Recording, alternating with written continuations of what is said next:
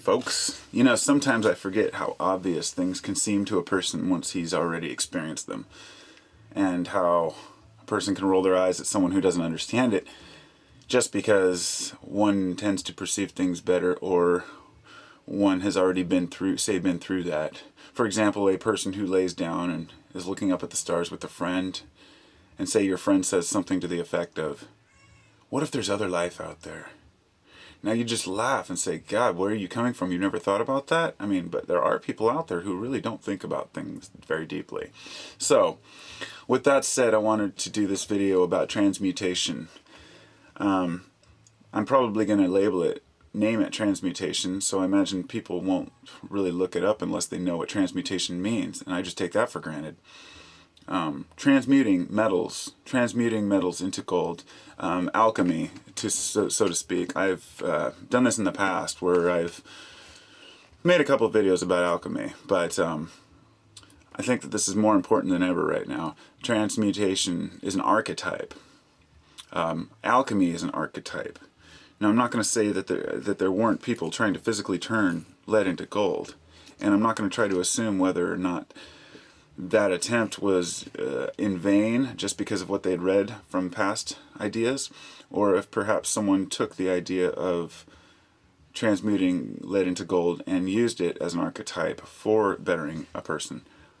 Either way, it's irrelevant. The point being that transmutation of a person's soul into a better way of being, and a person's mind being honed to a sharp point, and being able to observe the world through unclouded judgment and open eyes, and not to the point where they're open seeing everything as a conspiracy, nor closed seeing nothing, but somewhere in the middle where you can start to enjoy life for what it is and enjoy who you are. Converting your bad emotions into more useful ones is what transmutation would mean. When you have a bad experience, you have to see the beauty in a situation, let's see, no matter how horrific the situation may seem, to be able to see the good in any situation that you may encounter. This is just the glass half full, but taken to the extreme extent to where you see people sometimes in a movie or whatnot that's being beaten to death, and they have some really deep spiritual training, or something that keeps their mind honed to where they can fight the pain off. And you think, wow, that's pretty awesome. You know, a person could be able to ignore pain. Well, that can come with everyday life. You can do it too.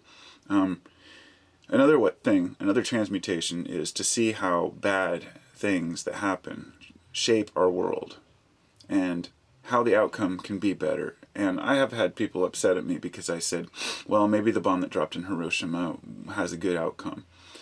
Now, that's obvious that I don't mean a bunch of dead people are good, or a bunch of radiation poisoning is good for us.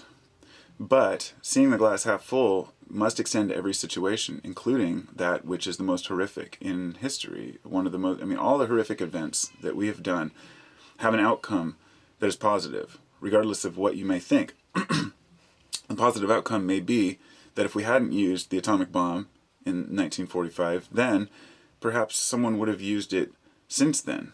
That tension would have built up to see what it would really do to a city, and eventually someone's going to give way. We can use that horrific day as a way to embed in our memories what not to do. But turning your discoveries into ammunition along your path of life, like if you discover a different way of being, it's easy to let that go if it conflicts with one's own thought patterns.